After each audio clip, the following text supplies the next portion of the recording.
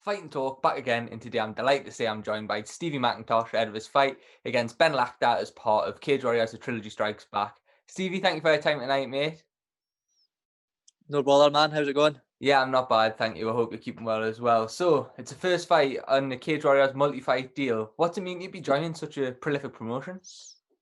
Yeah, man. It's been a long time coming, to be honest. Been kind of not so much messed about by other promotions, but I've been close a few times with different promotions. You know, I was meant to be on M1 Global, and my opponent pulled out like last minute, and then I was meant to be on Bellator, and I was injured, and I've nearly been on Cage Warriors a couple of times before, and it's just not happened. You know, so I went and got another fight on the regional scene, and I'm up to 6-1 as a pro and that. So I was speaking to Ian Dean. I was down with Luke Corner, and so they were interested in signing me. And obviously, I'm looking forward to getting in amongst this lightweight division and see what I can do.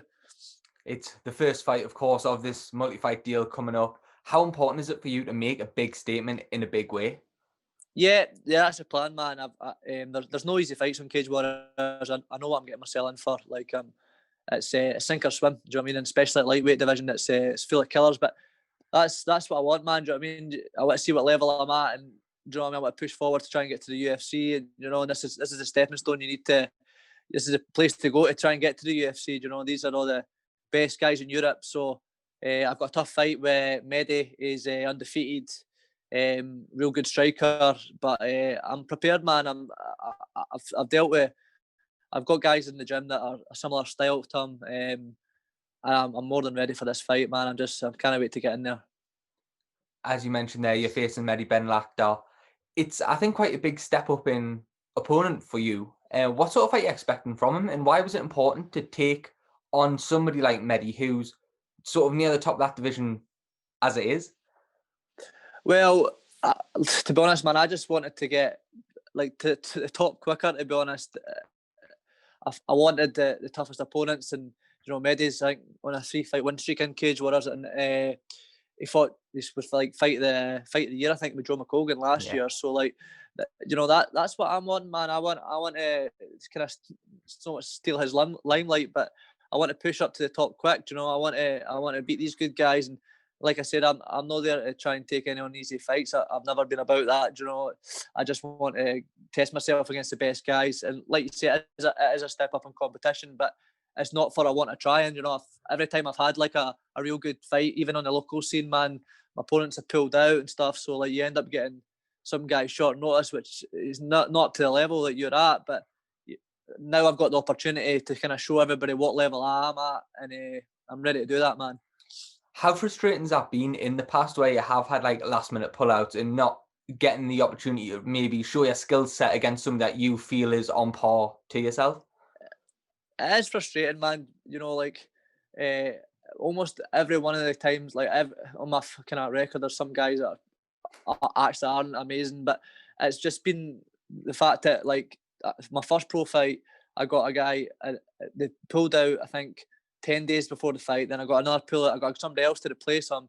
He pulled out 2 days before the fight, and my second pro fight was exactly the same. You know, so it's frustrating because you're going to beat these guys in under a minute, and it does nothing for you really. There's no real sense of achievement beating people like that, but it's just the name of the game, man. It's kind of part of the sport, and you're getting that experience. It's either that or you just waste a full camp. It's not ideal, but I've had some tough tests. You know, I fought a Polish lad, Daniel Rakowski, who is like he's signed to like a big promotion in Poland just now. So he was a good test, but that fight kind of got cut short too. It was ended up being a DQ. But I've had some good tests, man. I fought a guy, Robert Nystrom, who just won in Brave recently. He's a real good fighter.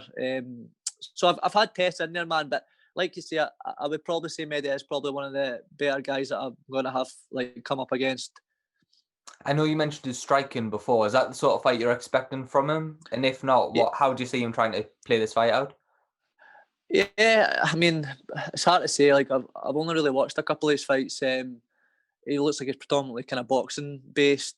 It suits me, to be honest, because I prefer to strike, you know, and that's what I'm all about. And I'm there to put on exciting fights. Like all 6 of my wins are all by finishes. So I feel like I've got a better advantage on the ground, but whether it ends up there or not, we'll see what happens in the fight. I've not really got a set game plan, but I'm looking to take this guy down or that.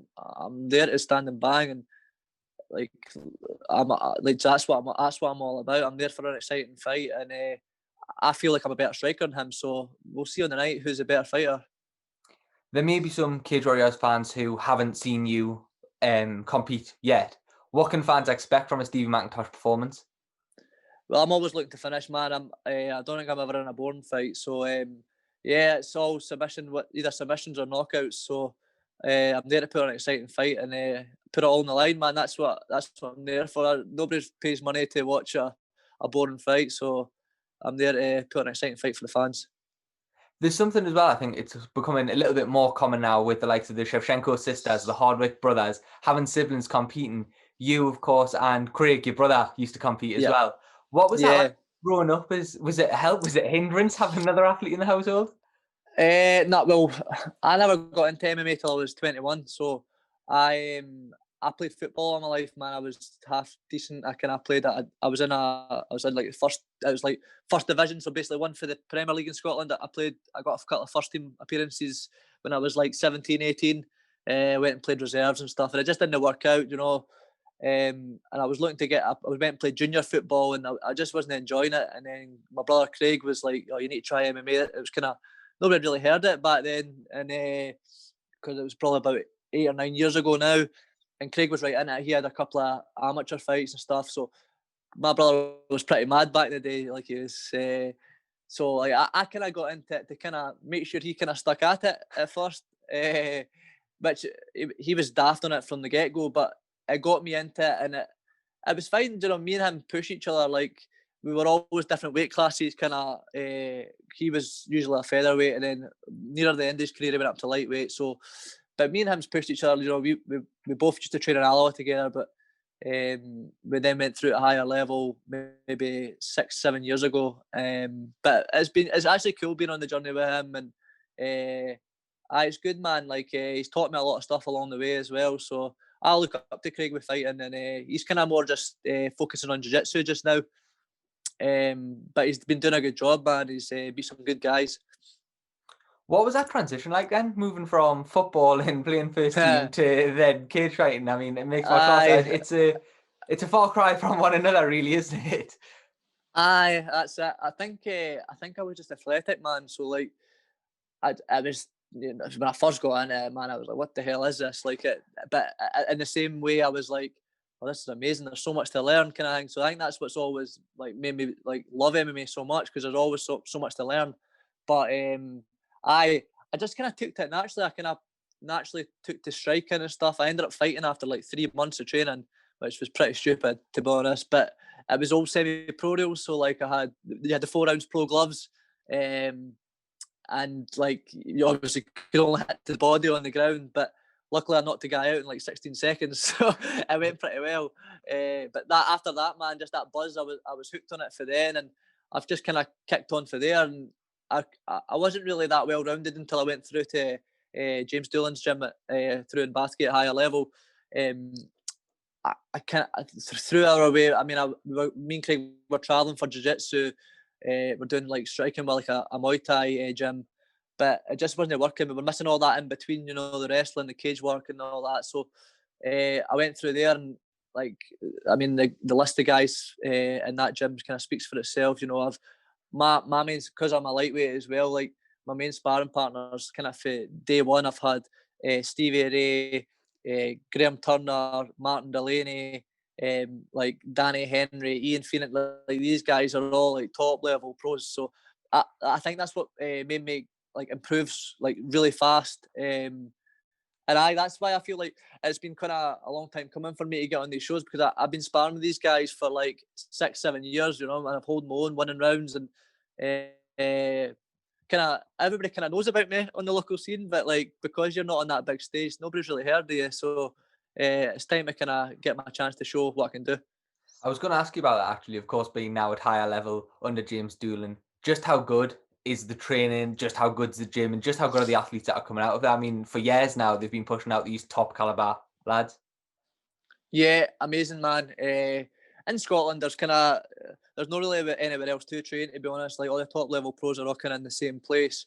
But James as a coach is just outstanding, man. Like he's just his attention to detail and stuff is just phenomenal. Like he'll break things down, and the thing about, I've had like coaches in the past. It's just that, see when someone you know James genuinely cares about you as a fighter. He's not like a lot of guys are just looking to make money off people and that they're just another number in the gym. But James, like if we lose or that, it hurts James. You know, like he feels like he's done something wrong, but it's not, because MMA's a tough game, man. Sometimes he doesn't perform in the night and stuff, but he's coaching and that's amazing. And and the guys to train with, I can't get that anywhere else really, unless I went maybe down south. There's maybe a handful of places that you can maybe go that could kind of replicate that. But I mean, for me, it's about a 45-minute drive for me to higher level. But I've been doing it for 6 years now, like 5-6 times a week, and it's worth it. Like I would never be at this level if it wasn't for that. You're not the only higher level athlete competing, of course. We've got Luke Shanks taking on Jake Hadley in what's being tipped, I think, by many to possibly be the fight of the trilogy. What can we expect to see from Luke? Luke's looking good, man. He's some boy, like he's no wired up right, we look, but he's a tough little fucker, man. I've never really seen anyone like him, to be honest. He's mad. He's the last fight, I was down cornering him for the last one. I can't remember, the Fidin against Fidin. And we ended up having to like cut 20 pounds in 24 hours. So that wasn't ideal, but I think it just shows the kind of mental strength of him. Like, because see, when you're that's like, even me cutting 20 pounds is a lot. So 20 pounds for a flyweight is ridiculous. But he's just got that mental toughness, man. He's so tough. Like he's mentally tough is amazing. And I think he's got a tough fight with Hadley. Hadley's good, man. He's legit. I would say it's probably his toughest. Well, Menga was a right tough fight as well, to be fair, but it's one of his toughest fights to date. But he's looking great. And I fancy him to get the job done again. He's just mentioned there, obviously, you cornered Luke in when he beat Fidin. Yeah. Does that, I guess, not give you the upper hand, but you now know what to expect from this Cage Warriors bubble? You know what the testing is going to be like. Do you think that could potentially play a part, going in there now knowing about the whole situation? Yeah, I think so, man. It's I know what I'm getting myself into. You know, I know the whole process now. So when James has done that with me a couple of times with like the UFC and stuff, so I've went and corner Stevie and stuff. So obviously, fingers crossed, I get to that kind of level and can do that. But I know the whole kind of procedure. But with obviously the COVID testing and stuff, I know that how that's all going to work, because we actually got quarantined. It was meant to be 24 hours, but we got stuck in the room 32 hours. They forgot about us. So me and my teammate Justin Flanagan, we were in a room and they forgot to like get in touch with us. So we were starting to panic, like, I think we've got COVID here, because like nobody had got in touch with us. But it just turned out they'd forgot about us. So we eventually got out of the room. But yeah, the whole process, and obviously I've been in the cage. I know the size of the cage and stuff like that, and just kind of knowing like the whole atmosphere and stuff, I've kind of got all that now. So yeah, man, I'm just looking forward to getting in there now.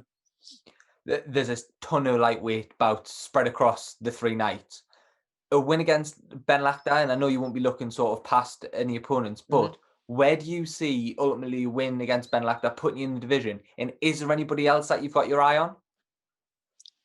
Nobody just now.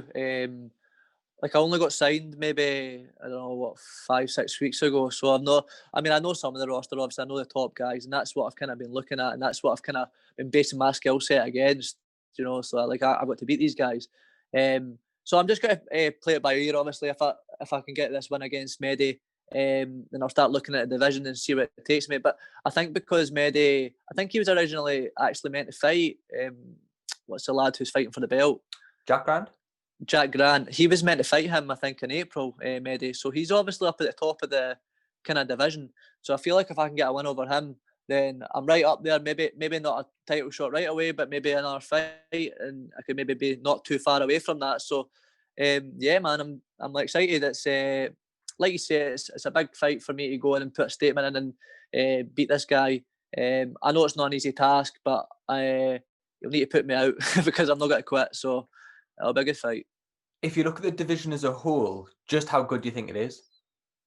Yeah, it's solid, man. Like, especially lightweight. Like, I'm not naive with fighting. Like, I know these guys are killers. Like, but I feel like I'm up at that level. You know, I wouldn't be doing this. I'm not stupid. I'm not going to get myself into something I think I can't handle. So, all these guys are good, but I see wee holes in all their games where I can beat guys. You know, it's no easy task, but yeah, man, I'm game. I'm ready to go. I feel like I can beat all of them, or I wouldn't have signed, to be honest. If I didn't feel like I could win the belt, I wouldn't have signed. I didn't. It'd be pointless for me. Like, that's the whole goal for me. Joining Cage Warriors. Finally, Stevie, can I get a prediction off you on how you see it going? Yeah, I'm going to go second round knockout. Perfect. Spot on. Steve McIntosh, Cheers, mate. thank you very much for your time, mate. Cheers. Cheers, mate.